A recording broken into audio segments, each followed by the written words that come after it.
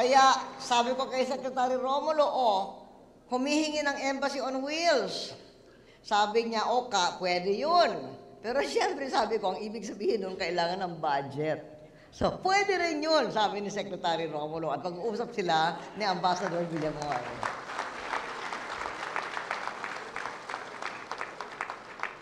Dahil ang Saudi Arabia ang pinakamalaking overseas Filipino worker community sa buong mundo, ay talagang #1 agenda kayo parate pag nagbibisita dito.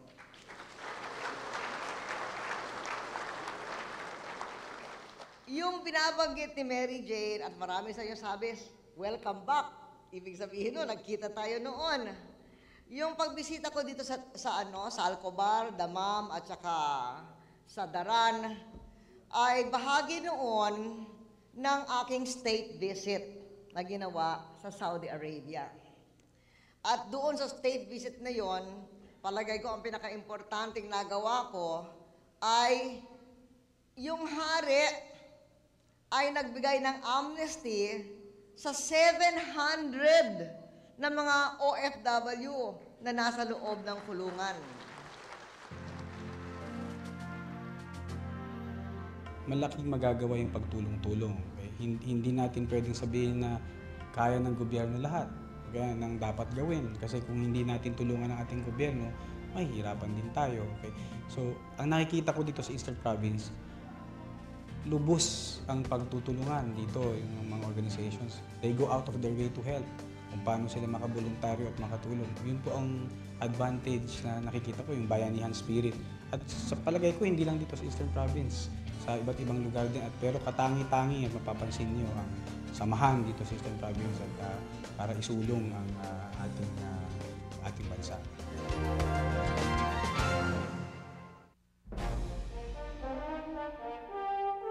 Mula sa Eastern Province ng Kingdom of Saudi Arabia, nagtungo naman si Pangulong Gloria Macapagal-Arroyo sa western part ng kingdom, ang Jeddah.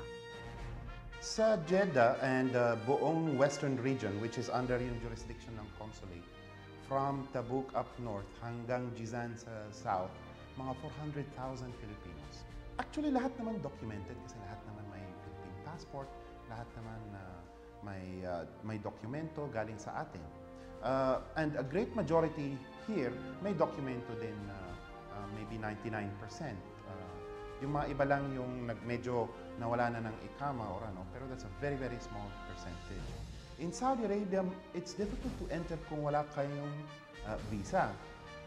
Hindi pwede pumasok sa Saudi Arabia kung wala kayong entry visa.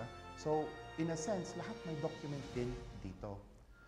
Yung nagiging undocumented, yung nalampasan, baga kung panahon, tapos hindi na renewhan ng ikama o residence permit dito.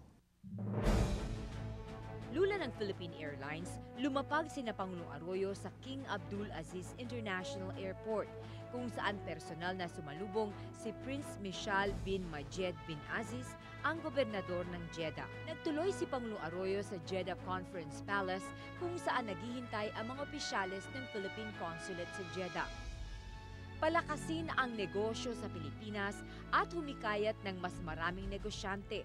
Ito ang isa sa mga pakay ni Pangulong Arroyo sa kanyang pagpunta sa Kingdom of Saudi Arabia, lalo na sa Jeddah. Sunod-sunod ang pagtanggap ni Pangulong Arroyo sa mga negosyanteng Arabo sa pangunguna ni Sheikh Mohammed Abdul Qadir Al Fadel, ang chairman ng Jeddah Chamber of Commerce and Industry at chairman din ng Al Fadel Group. Mohammed Abdallah Abbas Sharbatli, chairman ng Sharbatli Company, isa sa pinakamalaking importer at distributor ng fresh fruit sa gitnang silangan. Dumalo si Pangulong Arroyo sa pagtitipon ng mahigit 500 Pilipino sa Jeddah. Pinangunahan din ng Pangulo ang oath-taking ng bagong tatag na Philippine Nurses Association Jeddah Charter, ang unang samahan ng mga nurses sa Jeddah. Sa talumpati ng Chief Executive, sinabi niyang malaking tulong ang bansang Saudi sa Pilipinas, hindi lamang sa usapin ng ekonomiya, maging sa pagsusulong ng kapayapaan sa Mindanao. Itong pagbisita natin, pagtanggap ng imbitasyon, ay bahagi rin ng ating pangkalahatang strategiya to engage the global community, to benefit our economy, to enhance our national security, and of course, to promote the welfare of our OFWs, the biggest community of which is right here in the Kingdom of Saudi Arabia. Yung tungkol sa national security, malaki ang tulong ng Saudi Arabia sa ating proseso ng kapayapaan sa Mindanao. Lalo na dahil siya ang leader ng bansang Muslim, malaki ang kanyang impluensya sa iba't ibang mga bansang Muslim, pati na rin sa ating mga Muslim sa Pilipinas. At malaki ang tulong ng Saudi upang umangat ang buhay ng ating mga kapatid na Muslim sa Mindanao, sa ganoon, mabawasan ang isang malaking dahilan ng giyera. Inatasan ni Pangulo Arroyo ang Department of Labor and Employment at iba't ibang ahensya ng pamahalaan na ipatupad ang mga reformang ginawa para sa mga migrant workers. At initial group, yung makakasa sa aeroplano ko, 120 workers na may malubhang problema.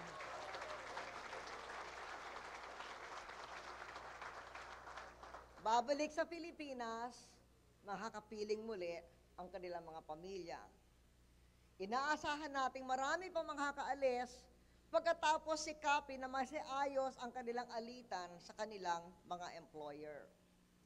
Kaya inatasan ko ang DOLE na tuparin ang mga reformang ginawa natin kasi ang karamihan na may problema yung mga household workers.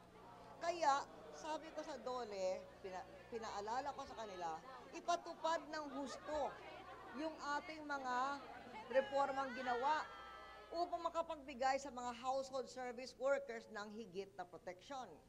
Number 1, tinaas natin yung minimum wage. Nung araw, bago ako pumunta rito the last time, $200. Dinoble natin. Kasi gusto natin na yung mga edukado lang at yung mga may kaya lang ang magha-hire ng household workers dahil mas maganda ang pagtrato. Pangalawa, walang placement fee. Pangatlo, mandatory skill certification upang tiyakin na kaya naman nung magpupunta dito yung yung household job. Kasi kung manggagaling ka kung saan sa Pilipinas na niwala kang karanasan na nagtrabaho sa isang bahay sa Maynila, tapos biglang pupunta dito, hindi marunong magplancha, hindi marunong magluto, hindi marunong maglaba, di syempre magkakaroon ng awayan at magkakaroon ng sakitan kung kailangan ang certification. And fourth, basic culture pre-departure orientation para maka-adjust sa kapaligiran ng pagtatrabahuan.